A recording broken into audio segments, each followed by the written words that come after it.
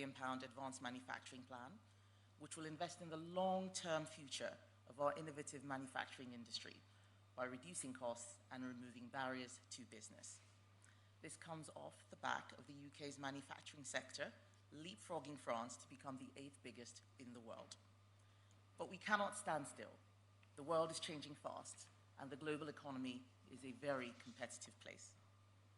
So, just months ago, our historic trade deal with Australia came into force. Since then, we've secured £10 billion from IFM investors, £5 billion from Aware Super to turbocharge green transition, infrastructure, tech and life science projects, as well as £100 million from Patrizia for sustainable housing projects. As part of a £12 billion programme, Iberdrola have today confirmed £7 billion for our world-leading renewables sector, with partner groups portfolio companies North Star and Gren committing £1 billion and £500 million for new offshore wind infrastructure and community projects, respectively. And the UK tech scene continues its world-leading charge, with combined investments totaling nearly £6 billion from Microsoft, BioNTech, Yonder, the Ellison Institute, IRA, Oxford Quantum Circuits, and MediaTek. These investments total nearly £30 billion, a colossal vote of confidence in the UK, proving further how we are one of the best places in the world to invest. But I want to take this further. I want the UK to be even more innovative, even more dynamic, and even more successful. I want business to look at the UK and see it as a dynamo for investment, free trade, and growth. I've said that my door is always open. My office is called the Department for Business. I want your ideas on how we can create a more friendly, common-sense regulatory environment, what things we should be doing differently rather than sticking to the status quo. I want to move away from just seeing regulation as the solution and focus instead on solving your problems. The numbers speak for themselves, and at today's summit, you will see why we're already on the path to even greater things. And so I'm delighted to welcome the Prime Minister, Rishi Sunak, to the stage to tell us even more. Thank you.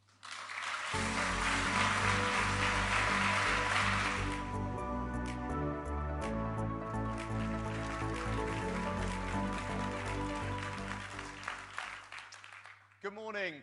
Welcome to Hampton Court Palace and the UK's second Global Investment Summit. Now, my argument today is that the UK is a modern, dynamic, thriving economy. And where better to prove those futuristic credentials than a 500-year-old palace? But this summit is not just a sales pitch for Britain, although you'd better believe that I'm going to give you that. It's also a chance for us to say thank you. I've spent my career before politics in business and finance, and so have many of my top team, including the Chancellor. And we know that it's not governments that grow the economy. It's businesses and investors like all of you. You create jobs, drive growth, generate wealth, and you even take on some of the biggest social challenges we face. And it may be unfashionable to say, but I believe that your success is our country's success. So I'm really grateful to all of you for making the time to be here today. And your presence, your decision to choose to invest in Britain, is a huge vote of confidence in our country's future. And I think you're absolutely right to feel that confidence, because we are setting about making this the best place in the world to invest and do business. Now, I'm unashamedly proud of Britain, and there is a growing momentum right here in the UK right now. Don't just take my word for it.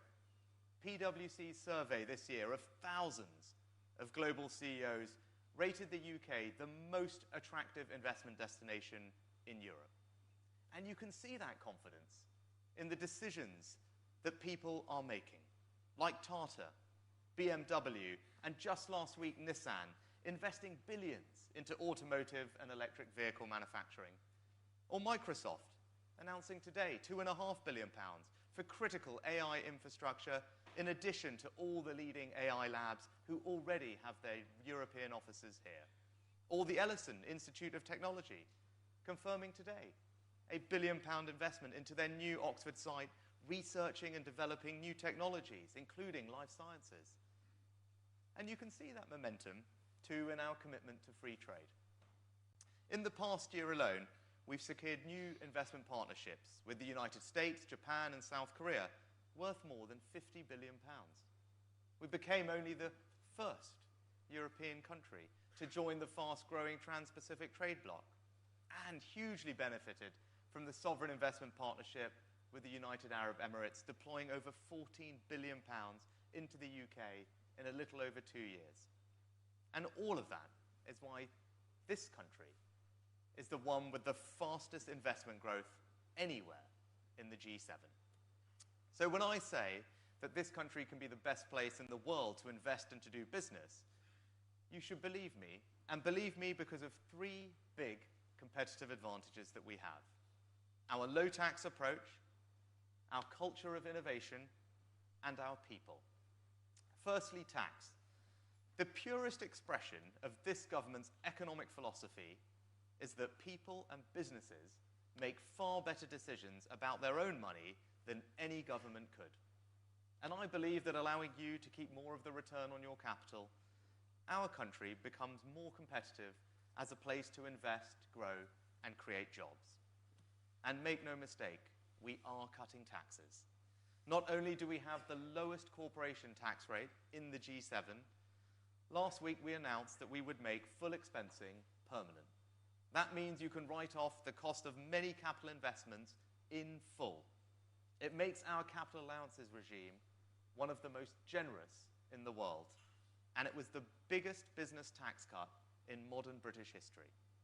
And that's not all. We've got lower capital gains tax rates than France, Germany, Italy, and Japan. Some of the most generous tax reliefs on stock options anywhere in the world, and we're cutting personal taxes to 27 million working people too.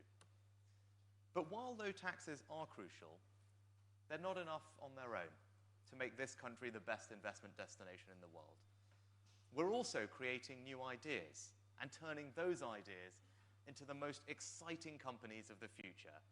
And that's the UK's second competitive advantage, our incredible culture of innovation.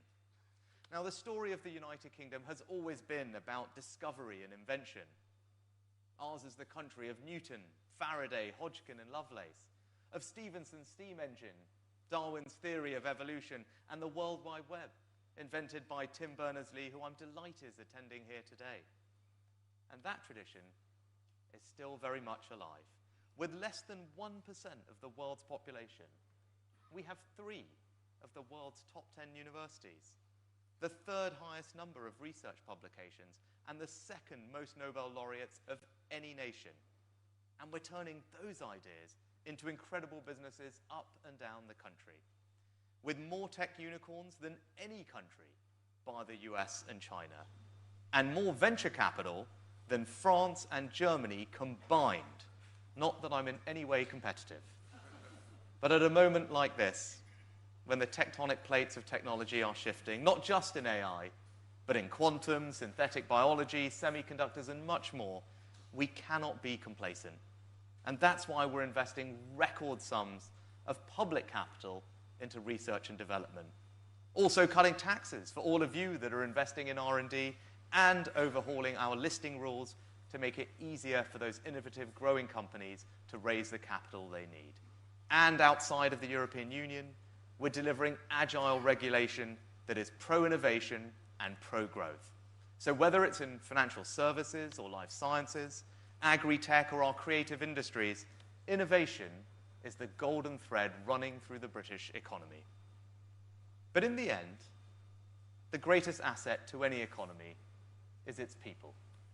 And that's the UK's 3rd competitive advantage. Here at home, we're delivering a world-class education system. We've already got one of the most highly qualified workforces in Europe. And just as your businesses are having to adapt to the economy of the future, so our skills policies are evolving too, with our new lifetime skills guarantee, which supports adults to retrain at any stage in their careers, with record funding in vocational training like apprenticeships. But we don't have a monopoly on talent in this country. And we recognize that nearly half of our most innovative companies have an immigrant founder. So if you're an innovator, an entrepreneur, a researcher, you should know that the most competitive visa regime for highly skilled international talent is right here in the UK. And let me just give you one example. Our new high potential individual visa means that if you're a young person who's graduated from a global top 50 university, you can just come to the UK and stay here with your family for 2 years to just explore, work, study, invent. Nothing like that exists anywhere else in the world. And it tells you everything about our pro-innovation, pro-growth, pro-business philosophy. So that's the opportunity here in the UK. And that's why you should believe me when I say this is the best country in the world to invest and to do business, because of that unique combination of a competitive tax system, our culture of innovation, and our people. Now, I know people look at summits like this and often say that they're just big talking shots, but let me tell you what we have achieved. This summit has galvanized new investments in the UK economy worth a total of £30 billion, over 3 times as much as the first summit that was held just a couple of years ago. That will support tens of thousands of jobs right across the UK. It will create new growth and new opportunities. And it is a huge vote of confidence in our country's future. So thank you for choosing to be part of that future. Thank you for everything that you are doing for this country. With your support, we can and we will build an even brighter future for our children and our grandchildren. Thank you and enjoy the day.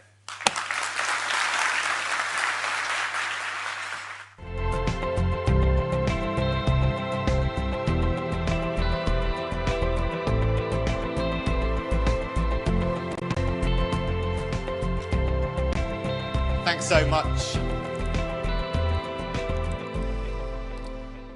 Thank you very much, Prime Minister. Obviously, anyone speaking about immigrant founders is going to take a warm welcome from me.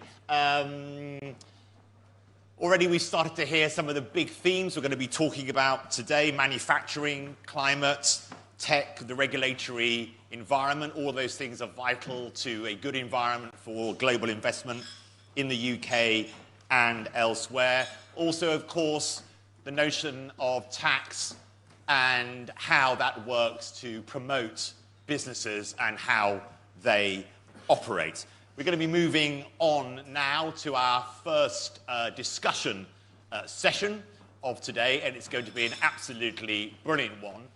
And to introduce that session, Lucy Fraser, the Secretary of State for Culture, Media and Sport, and in that position, the head and the driver of one of the most important sectors in the UK, the creative industries. Secretary of State, welcome to the stage.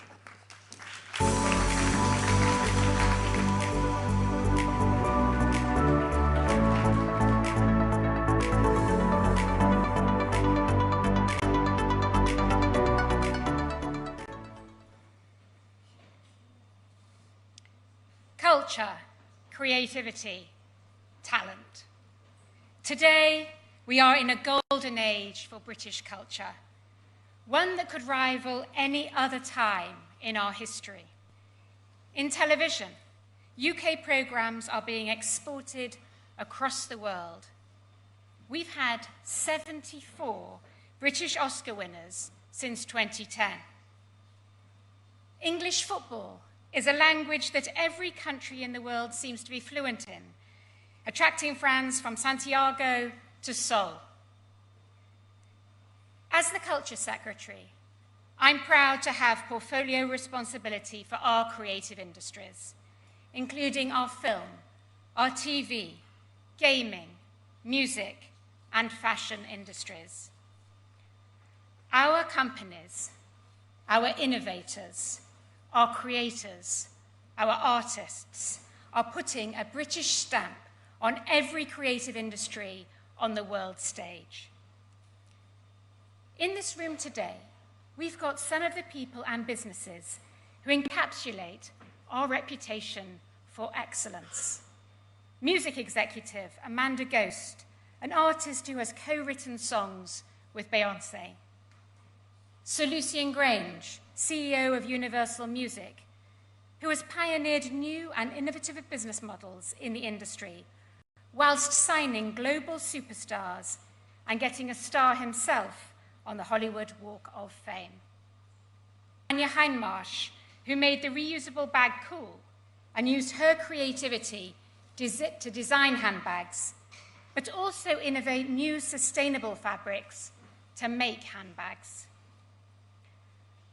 I believe that although we may be too self-deprecating to admit it, the secret ingredient to our thriving creative industries is in large part innate British talent.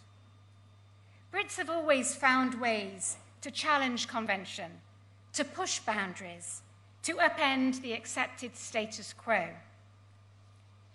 Mary Quant's invention of the miniskirt, Johnny Ive's design of the iPhone, Andrew Lloyd Webber, who is one of a select group of people to have received Emmy, Grammy, Oscar, and Tony Awards.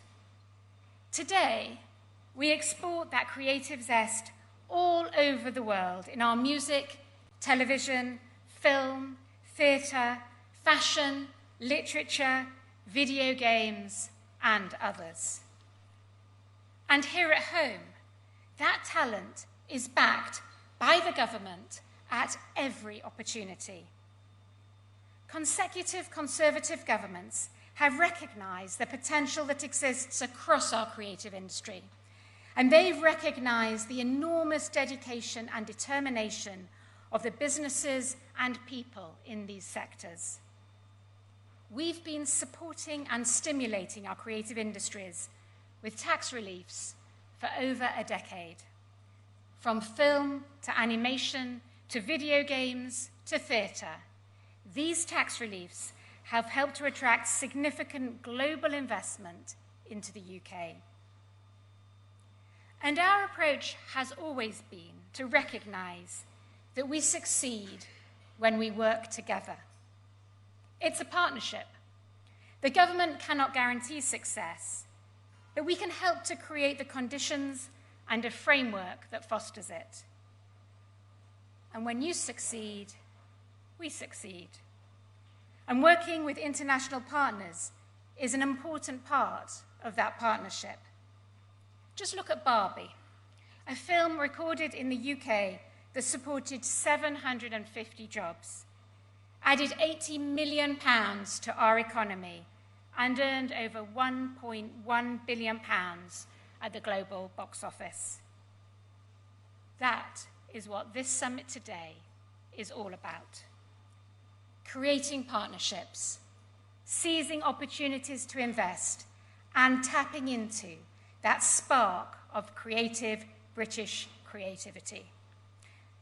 And as you saw at the autumn statement last week, we are committed to growing our creative industries long into the future, building on our existing foundations and continuing to succeed together. I look forward to talking with as many of you as possible today and in the future about how we continue to do that. And now I would like to introduce Oliver Dowden, our Deputy Prime Minister.